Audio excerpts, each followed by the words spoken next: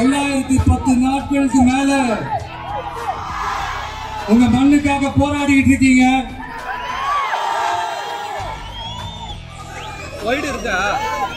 உங்க போராட்டத்தை பத்தி ராகுல் ஒரு பையன், சின்ன பையன் பேசுனதை நான் கேட்டேன். அந்த குழந்தையோட பேச்சு மனசு ஏதோ செஞ்சிருச்சு. உடனே உங்க எல்லாரையும் பார்க்கணும்னு தோணுச்சு, உங்க எல்லாரையும் கூட பேசி ஆகணும்னு தோணுச்சு, உங்க எல்லாரும் கூட நான் நிப்பேன், நீ தொடர்ந்து நிப்பேன் சொல்லணும்னு தோணுச்சு.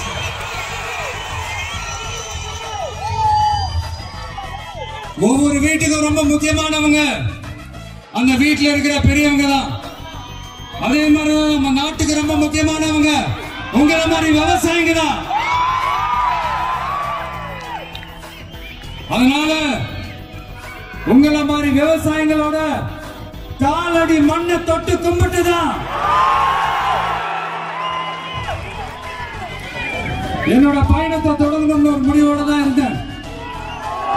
அதுக்கு சரியான இடம் இதுதான் எனக்கு தோணுச்சு.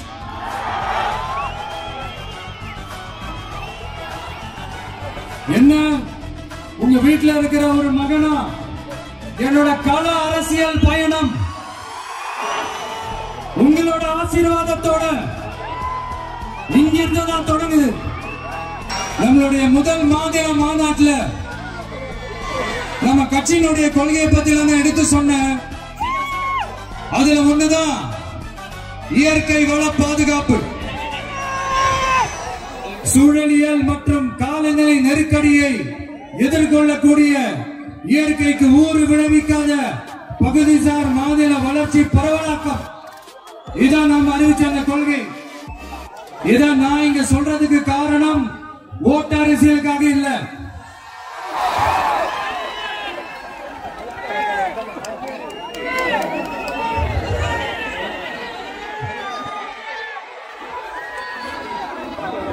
இன்னொரு தீர்மானம் அதே மாநில மாநாட்டில் நான் சொன்னேன். அது விவசாய நிலங்கள் பாதுகாப்பு கொள்கை தீர்மானம். அதுல காஞ்சிபுரம் மாவட்டம் பரந்தூரில்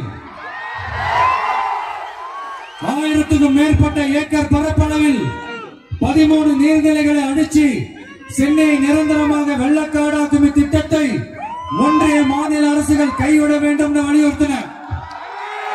அது மட்டுமில்லாம இந்த மண்ணுக்காகவும் மக்களுக்காகவும் நம்ம விவசாயிகள் பாதிக்கிற இந்த திட்டத்துக்கு எதிராக சட்ட போராட்டம் நடத்தவும் தயங்க மாட்டோம்னு சொல்லியிருந்தோம். அதை இங்க உங்க முன்னாடி ரொம்ப ஸ்ட்ராங்கா வலியுறுத்துறேன். இந்த பிரச்சனையில நான் உங்களோட உறுதி அளிப்பேன். இன்னொரு முக்கியமான விஷயம், நம்மள ஆண்டுகிட்டு இருக்கிற ஒன்றிய அரசுக்கும் மாநில அரசுக்கும் நான் சொல்லணும்னு நினைக்கிறேன். நான் இங்க வளர்ச்சிக்கு எதிரானவெல்லாம் கிடையாது. ஏர்போர்ட்டே வரக்கூடாதுன்னு நான் சொல்லல, இந்த இடத்துல வரக்கூடாதுன்னு நான் சொல்றேன்.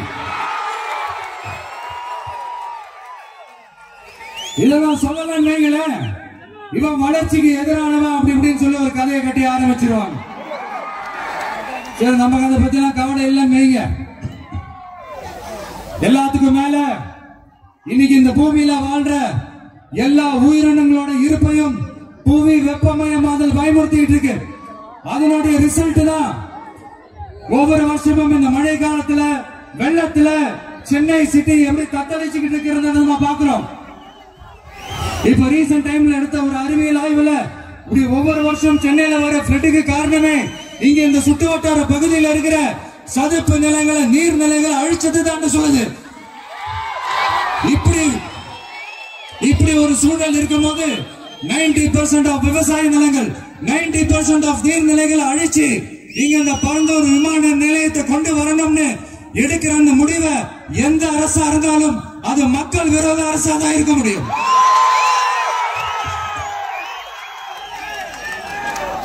இப்ப சமீபத்துல நம்ம அரிட்டாப்பட்டி பகுதியில அந்த டங்ஸ்டன் சுரங்கம் அமைக்கிறது எதிர்த்து தமிழ்நாடு அரசு ஒரு தீர்மானம் ஒன்று கொண்டு வந்தாங்க.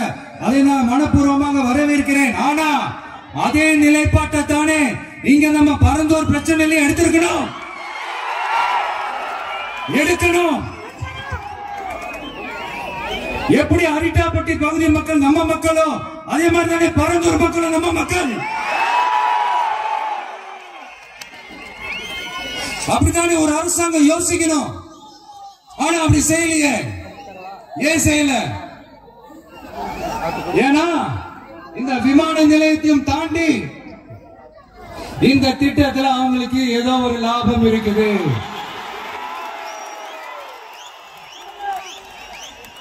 அதை நம்ம மக்கள் தெளிவா புரிஞ்சு வச்சிருக்கிறாங்க. நம்மளுடைய ஆட்சியாளர்களுக்கு ஒரு சில கேள்விகள்.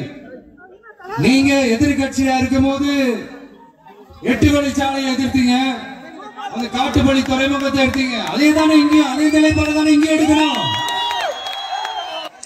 எதிர்கட்சியா இருக்கும் போது விவசாயிகளுக்கு ஆதரவு, ஆளுங்கட்சியா இருக்கும் போது விவசாயிகளுக்கு எதிர்ப்பா? எனக்கு புரியலையே.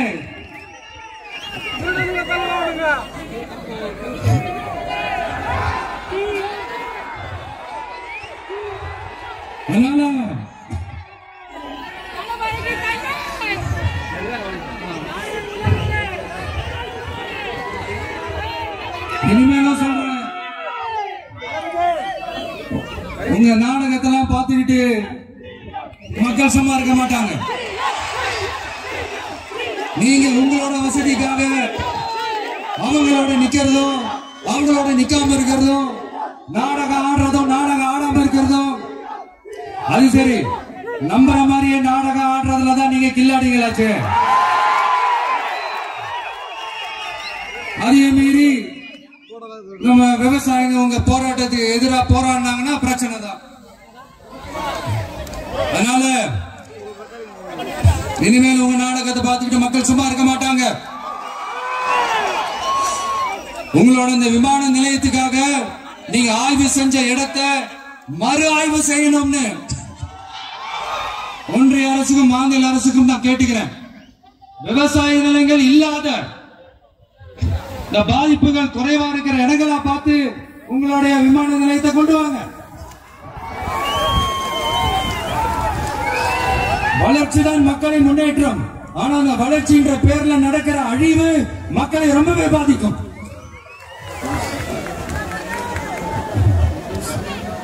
நீங்க எல்லாரும் உங்களுடைய ஊர் கிராம தேவதைகளான கொல்லமட்டால் அம்மன் மேலையும் எல்லை அம்மன் மேலையும் ரொம்பவே நம்பிக்கை வச்சிருக்கீங்கன்றது எனக்கு தெரிஞ்சது. அந்த நம்பிக்கையை இழந்துடாதீங்க. உங்களுக்காகவும் உங்க ஊருக்காகவும் இனி உங்க வீட்டு பிள்ளையான நானும் தமிழக வெற்றி கழகத்தோட தோழர்களும் சட்டத்துக்கு முற்பட்டு எல்லா வழிகளிலும் உங்களோட உறுதி அளிப்பேன். உங்களோட ஊருக்குள்ள ஏகனாபுரம் ஊருக்குள்ள வந்து அந்த திடல்ல தான் உங்க எல்லாரையும் மீட் பண்ணணும்னு நினைச்சேன். ஆனா எனக்கு பர்மிஷன் கிடைக்கல. இங்கதான் பர்மிஷன் கொடுத்தாங்க. நான் ஏன் ஊருக்குள்ள வரணும் தடைன்னு எனக்கு தெரியல. இப்படிதான் கொஞ்ச நாளைக்கு முன்னாடி நம்ம புள்ளிங்க ஒரு நோட்டீஸ் கொடுத்ததுக்கு தடை விதிச்சாங்க. ஒரு துண்டு சீட்டு நம்ம பிள்ளைங்க கொடுத்ததுக்கு. அது ஏன்னு எனக்கு புரியல. அதனால கான்பிடண்டா இருங்க, நல்லதே நடக்கும், வெற்றி நிச்சயம். மீண்டும் சந்திக்கும் வரை நன்றி, வணக்கம்.